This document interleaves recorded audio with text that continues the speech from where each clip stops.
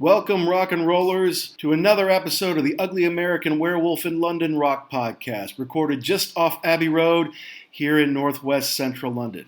And on our 13th episode, kind of an ominous number, we are going to tackle an ominous band who actually released an album called 13, and that's Black Sabbath. Though we're not going to tackle the classic lineup of Ozzy Osbourne, Tony Iommi, Geezer Butler, and Bill Ward, we're instead going to focus on the Ronnie James Dio years. At the end of the 70s, when Ozzy and the band were burned out on drugs, alcohol, and each other, in came Ronnie James Dio, who had minor success in a band called Elf, caught the eye of Ritchie Blackmore of Deep Purple fame, who then founded Rainbow and made him his lead singer. And in Rainbow, they really made some great heavy rock and roll. So when Sabbath was in need of a new singer, they dialed up Ronnie James Dio, the diminutive American with the extraordinary voice. And from it, they produced two of the most classic heavy metal, hard rock, Black Sabbath albums ever, Heaven and Hell and Mob Rules in 1980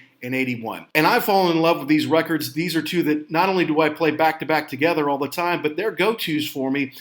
Barely a couple weeks ever go by without me listening to these. And on the first one, it was still basically the same original Sabbath band. Tony Iommi on guitar, Geezer Butler on bass, and Bill Ward on the drums, with Ronnie coming in to sing. Then on the next one, Mob Rules, Bill had run his course, and they brought in Vinny Appice and play with him, which gave him a nice, fast, heavy sound again.